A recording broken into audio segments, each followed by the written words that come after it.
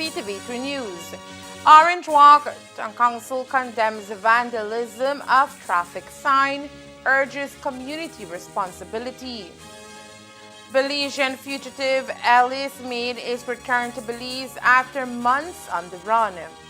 And family pleads for help in locating missing San Ignacio woman. These are some of the stories we have for you tonight in our newscast for Tuesday, September 9th, 2025.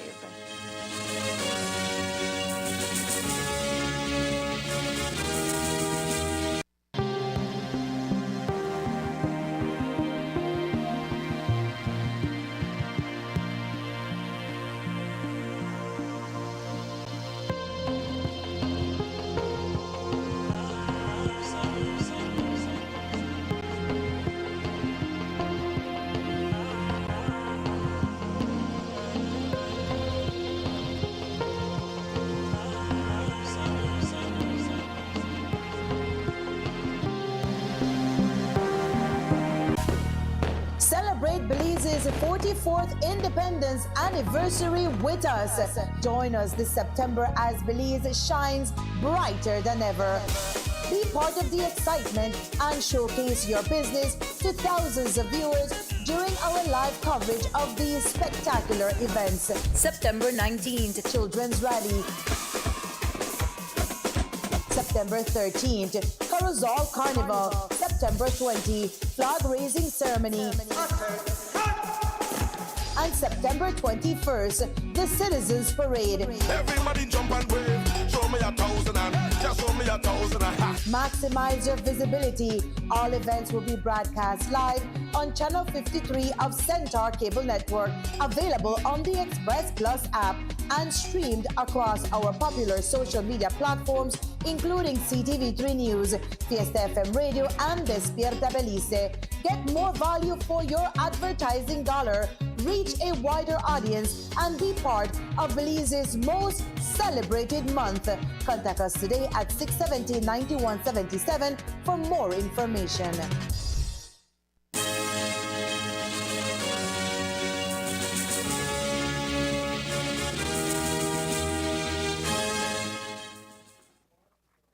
Good evening. With your news also simulcast on Fiesta FM 106.7. I am Joanna Rodriguez. The Orange Walk Town Council is voicing serious concern following the destruction and the theft of a traffic sign over the weekend, an act that officials say highlights a growing disregard for civic responsibility. On Monday, the council was notified that a stop sign had been removed from the intersection of Oleander Street. By Tuesday, a video began circulating on social media showing a group of about 5 young men breaking down the traffic sign and carrying it away. Subsequent photos also showed one of the individuals posing with the damaged stop sign at what appeared to be a private residence. Traffic manager Dorita Burgos today described the incident as troubling, stating that it demonstrates a lack of respect for the rule of law, civic pride, and community safety. Yes, we are a bit upset about what is happening with our traffic signs.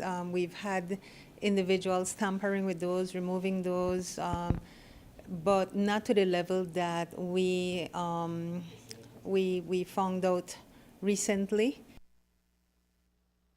Thanks to public tips, the stolen sign was recovered from the home of one of the individuals involved. However, Burgos says replacing these damaged signs requires significant expense to the council. Those signs are international size or standard size signs, and those come with a hefty price because you want the sign to be visible, especially at night time. You're looking at probably around $300 to $350 just for that one sign. Plus, you're talking about the post, the 4x4 or 2x4. Removing official traffic signs, according to Burgos, also puts commuters at serious and unnecessary risk. Well, a good example for a stop sign. You hear about so many accidents and people saying, no, I had the right of way, or no, you should have stopped. That sign was located at a junction of a major street. I think that's oleander, right? And basically, if you're coming out from that street and you don't know if you should stop, you will cause an accident. And that would have been caused because of the vandalism. And it happens, yes, I know it happens, and we catch up to it, but this is solid proof of vandalism with intention to destroy. Burgos reminded residents that the cost of replacing and reinstalling signs to international safety standards is a heavy burden on the council's limited budget. She further called on the public to report any such incidents, stressing that protecting community infrastructure is a shared responsibility. Do you think our young people understand the seriousness of something like this? You know, tampering with a sign, with a official sign placed by the municipality. Well, they should. After all, in the future, that's going to serve them, right? You won't be forever young. And these are things that are important for the safety of everybody. Their drivers themselves, I would want to believe that. I mean, they seem to be of age. And I don't see why they would have done that other than having poor judgment. I always said this every time I get an opportunity to go on TV, compliance. We would like compliance. And we appreciate when people alert us about these things, because this is the only way that this community, this town, can continue growing. Orange Walk has always prided itself in being the very best town in the entire country, and we need to continue working on that. But when we have malicious intentions like these things happening, then you want to wonder what is wrong with some people. This is for the greater good, not just because, you know, we have a select few individuals out of mischief doing something like that, out of peer pressure doing something like that. We have to think about the greater good at all times. It was handed over to the Orange Walk Police Department for investigation.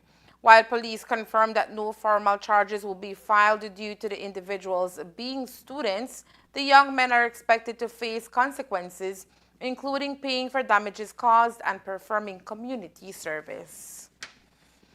After an extensive months-long manhunt, Belizean national Ellis Main has been brought back to Belize to face justice. Main, sought in connection with the fatal shooting of Roy Lee Burgess, was accompanied by U.S. Immigration and Customs Enforcement ICE officials as he arrived at the Philip Golson International Airport, PGIA, this morning. Upon arrival, authorities handed him over to Belizean law enforcement amid heightened security measures. Police reports indicate that Main fled Belize following the April 2024 incident, which resulted in Burgess's death and left May James injured. It is believed that he subsequently entered the United States unlawfully, where he was eventually detained over immigration violations and spent 15 months behind bars. The extradition process was a joint effort, with Interpol Belize working closely with U.S. authorities to ensure his return. The suspect is slated for immediate processing, with charges of murder and attempted murder expected to be formally filed against him shortly. The case continues to develop as Belizean authorities prepare to pursue justice for the victims. The loved ones of 48-year-old Melanie Moody are reaching out to the community for assistance in finding her. Moody's sister took to Facebook on September 7 to inform friends and family that she has not been seen in a week, prompting concern for her safety. Following the family's appeal, local authorities officially classified Moody as a missing person. Police reports indicate that she was last observed on Friday, August 29, 2025, in San Ignacio Town, situated in the Cayo district. Moody is described as a Creole woman with a light brown complexion. She has a slender physique, stands approximately 5 feet 9 inches tall, and weighs around 160 pounds. Law enforcement and family members are urging anyone with information about her whereabouts to come forward. Tips can be provided to the nearest police station or through Crime Stoppers by calling 922. On Saturday, September 6, 2025, a tragic hit-and-run accident occurred on Benquevejo Road involving 2 police officers, resulting in serious injuries. PC Karen August was left in critical condition after the collision, while her colleague PC Hamilton sustained injuries but was subsequently treated and discharged. The incident happened as both officers were on duty, having left their homes with the mission to serve and protect the community. PC August, who previously served at the Santa Elena Police Formation, was well regarded for her friendly demeanor and dedication. She had recently been reassigned to the newly established Contiki substation at the time of the accident. As a result of the crash, PC August was rushed to the hospital and remains in critical condition, fighting for her life. Tragically, she will not be able to return home to her children, who are now awaiting news of her recovery. Meanwhile, PC Hamilton received medical attention but has since been released. The community and law enforcement agencies are awaiting further updates on the investigation into the circumstances surrounding this devastating incident. Coming up next, Curacao gets a vibrant makeover in the time for Carnival as Curacao Bay Area Rep and the Curacao Marshals launch median revitalization project. Stay tuned.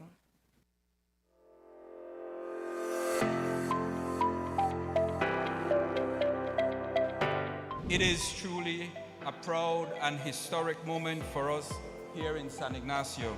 It gives me great joy to welcome you all to the official opening of the very first wooden basketball court in our community. The cost of the project in completion was about $200,000. Honorable Mala was willing to assist us with this project. This is a huge, huge investment for us. There can be serious development through sports, especially if the right foundation, having the right facilities are in place. Then the programs follow. We can't put the carriage front of the house by having the programs, but we only have outdoor facilities. Belize rain 6 months out of the year, and having outdoor facilities is just not enough.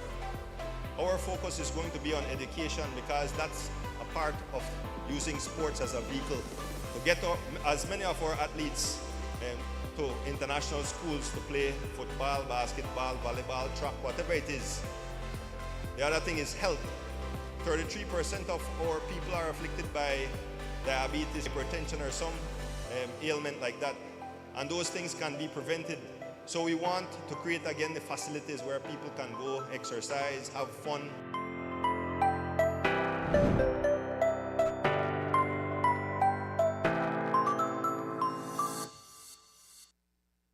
Residents and visitors alike can look forward to a revitalized median in Curacao just in time for this weekend's much-anticipated carnival as work begins on a comprehensive facelift of the area. The project, spearheaded by the Curacao Marshals and the Curacao Bay Area Representative Thea Garcia Ramirez, is a three-phase initiative aimed at enhancing the town's aesthetic appeal and ensuring a safer, more inviting environment for festivities. The first phase involved the adaptation of the median area. This was followed by a thorough cleaning effort to remove dirt, debris, and overgrown vegetation. The final phase will see the application of fresh paint and decorative elements to give the median a vibrant, renewed look.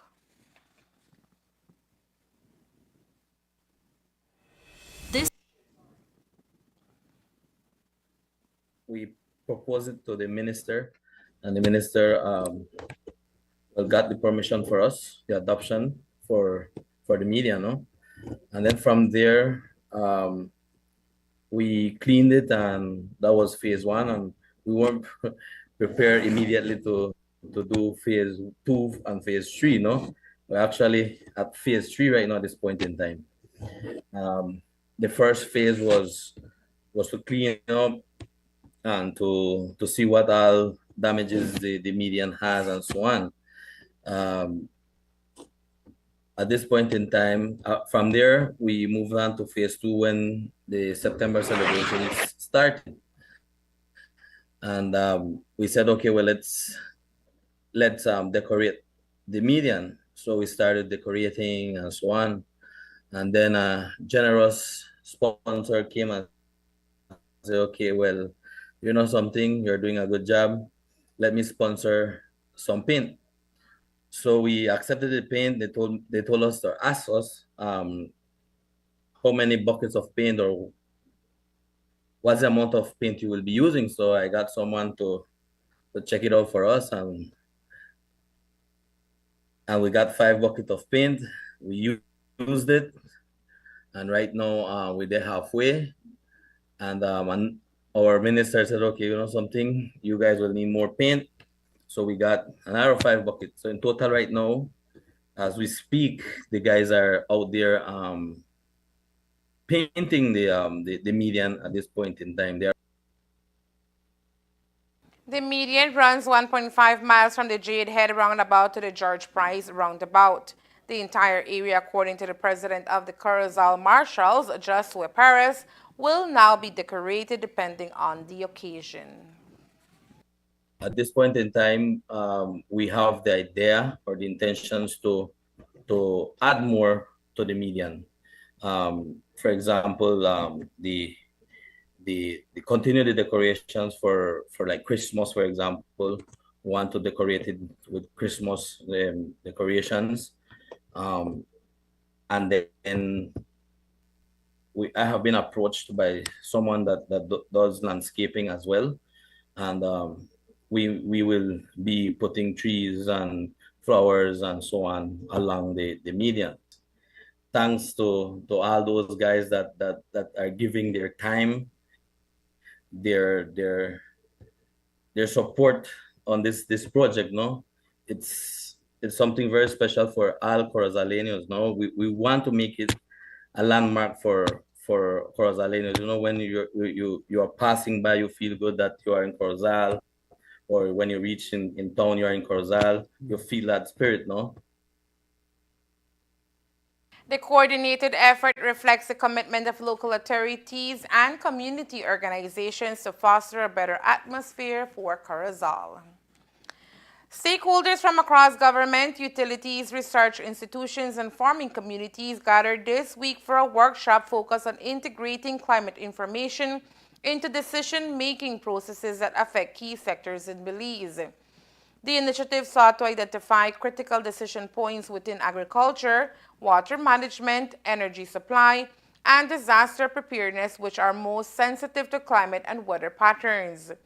Discussions centered on how seasonal forecasts, early warning systems, hazard outlooks, and climate projections can be applied at the right time and with the right level of certainty to help guide operations and reduce vulnerability. By mapping out these decision points, the workshop underscored the importance of aligning climate information with the realities faced by local sectors, from the timing of planting and harvesting to irrigation planning, infrastructural management, and disaster preparedness. Organizers noted that the outcomes will directly inform the National Meteorological Service of Belize, NMS, as it works to strengthen the country's climate risk early warning system and tailor services to user needs. As a whole, the country is working on improving and strengthening our early warning system for all different types of hazards, and this one is particularly focusing on the climate hazards. So we have different participants. We have been doing the same exercise since last week Friday in Belize City at first, yesterday in Cajalpech, and now today in Belmopan with a wide range of stakeholders that we currently work with. And this will help us to assess what we're providing in terms of climate risk information and other at different time scales that different sectors need from us, so that they can plan, prepare properly for any of the hazards, and assess whether or not we need to do more than we're currently doing. The coordinated effort reflects the commitment of local authorities and community organizations to foster a better atmosphere for Corozal. So currently, as you know, we're trying to... Institutions and farming communities gathered this week for a workshop focused on integrating climate information into decision-making processes. The goal of the workshop, according to Met Service, is to ensure that farmers, utility providers, and disaster management agencies have access to the best possible climate information at the times when it matters most. So currently, as you know, we're trying to be more self-reliant and be able to produce our own electricity as a country. They're looking at more renewable energy sources and not relying as much on fossil fuel sources or getting energy from Mexico. Water is important because we cannot survive without having access to water. And unfortunately, with climate change, our region, and especially Belize, is likely to experience less water. So we have to be more adaptive and resilient in the way we manage our current resources. In order for us to expand the energy industry and be more renewable, we have to assess what we currently have.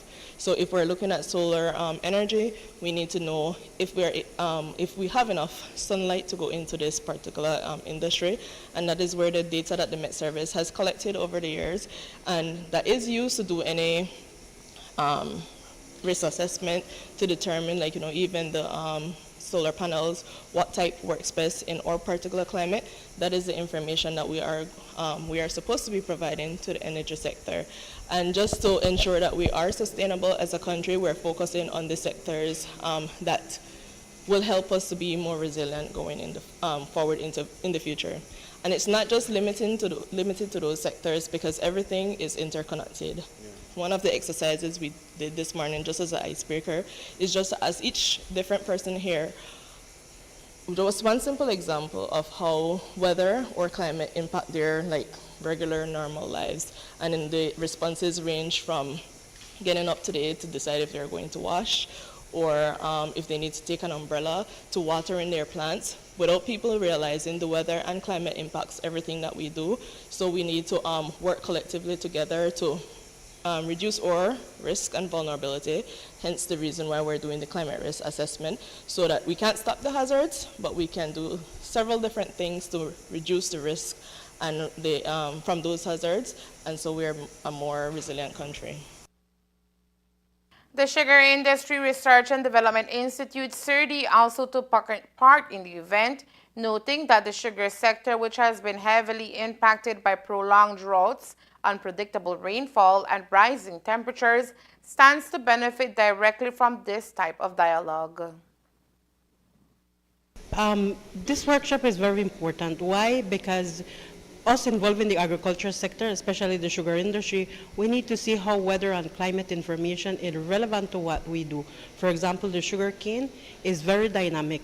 Adverse weather condition, one extreme to the other, drought and flooding, it do affects the sugar cane industry and cane fields as a whole. So being part of this session is very important, so we can identify where are the gaps, where we can build synergies between the Met Department and the sugar industry, because weather information is very vital for us at the industry to make key decisions for improving the best management practices in sugarcane. So what has that communication been like between the Met Office and the sugar industry? Could it be better, or are there some gaps? I mean, how is that? The communication has always been there with the Met Department. In fact, we collaborate with them in setting different automated weather stations up north. And so that information is very vital because it provides us with information for decision making. For example, if we are to plant sugarcane, right? So precipitation is one of the very important factor, because most of our cane fields are rain-fed, meaning we depend on Mother Nature for rainfall. So we need to see what will be the forecast and say, in this month, it is best for us to plant, or in this month it will be dry, for example, in February, March, to do land preparation. So we have a close collaboration with the Met Office for them to provide us technical support and guidance as to the climate and weather outlook information. Workshops continue later this week in other areas across the country. The United Democratic Party, UDP, says it is moving closer to restoring unity after months of internal turmoil that left the opposition divided heading into this year's general election. As Belizeans will recall, the UDP went into the polls with two separate factions, fielding candidates across several constituencies, a situation that party insiders admit contributed to the party's poor performance at the ballot box. In an update this week, UDP leaders said the party is now working through a series of caretaker conventions across constituencies. According to Queen Square Area Representative Godwin Haylock, these conventions are meant to stabilize the organization at the grassroots level and prepare the ground for a national leadership convention. That convention, scheduled for November, will see the election of a new party leader tasked with charting the way forward for the opposition. For those who don't know or are not abreast, the UDP has started its caretaker conventions since August 24th, last month. And we must say 18 seats within the UDP are up for caretaker conventions. These conventions continues every Sunday or every other Sunday until October 12th. It's really part of the greater plan of a grand reset that culminates November 30th with a national convention to bring unity to this party. It couldn't come at a time more important than when we see the lackadaisical performance of the government.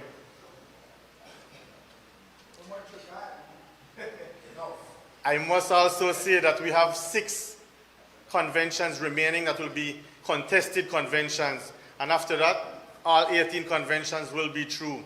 I wish we could have reported we had all 26 caretaker conventions.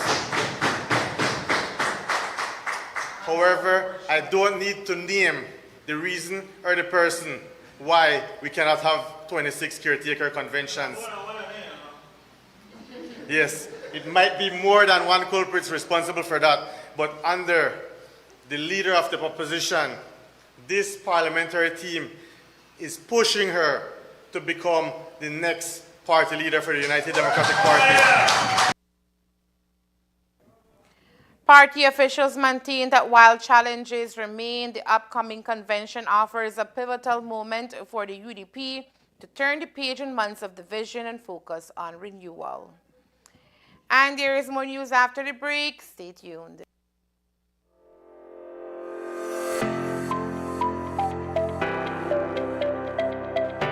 It is truly a proud and historic moment for us here in San Ignacio. It gives me great joy to welcome you all to the official opening of the very first wooden basketball court in our community.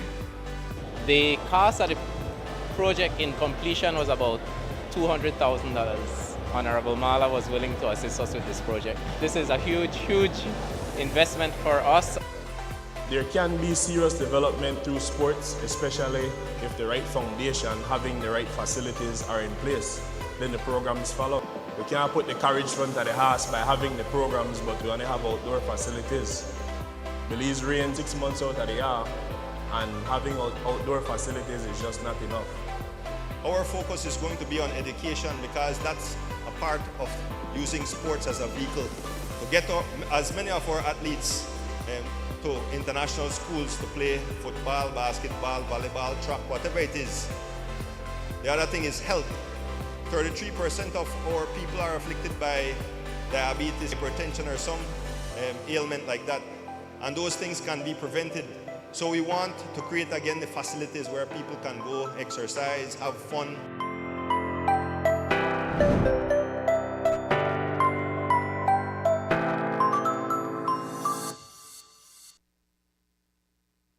World Suicide Prevention Day is observed each year on September 10th. This year's theme is changing the narrative of suicide. This theme focuses on transforming how people in our community perceive suicide. It encompasses a call to shift from a culture of silence and stigma to one of openness, understanding, empathy, compassion, and action. As part of WSPD observance, the Mental Health Department engaged in various activities today as part of their suicide awareness campaign. The traditional WSPD awareness flag was raised this morning at the NRH compound to signal suicide observance. Staff also participated in a radio talk campaign today as part of suicide prevention and mental health promotion. Finally, the psychiatric nurse practitioners facilitated a whole-day mental health workshop to 49 community health workers from the Orange Walk district on understanding suicide, refresher training on psychological first aid PFA, most common mental health disorders, referral system, and basic skills in conflict resolution. For free mental health support, you can visit the Mental Health Clinic at Northern Regional Hospital on Holy Trinity Street, Orange Walk Town. The Belize Police Research Institute, Belpre at the University of Belize, UB, and the Statistical Institute of Belize, SIB, have signed a Memorandum of Understanding, MOU, to strengthen collaboration on data and research. The agreement paves the way for informing, sharing, filling data gaps, joint publications, and joint research proposals. It also opens opportunities for training in areas such as survey design, data management, and policy analysis. According to the partners, both UB faculty and students, as well as SIB staff, stand to benefit from the new cooperation. The MOU was signed by SIB's Director General, Diana Castillo Trejo, Belpre's Executive Director, Dr. Dylan Vernon, and UB President, Dr. Vincent Palacio. Officials emphasize that the initiative is intended to improve the use of evidence and research in shaping public policies in Belize. And that's the news. We invite you to join us for another newscast on Thursday, September 11th, here on CTV3 News and Face FM 106.7. Remember that to read a text version of the news, you can visit our website at ctv3belizenews.com. You can also log on to our Facebook page for current stories at facebook.com/CTV3Belize News or our YouTube channel at CTV3 News BZ. From all of us here at CTV3 News, thank you for watching and listening. Good night.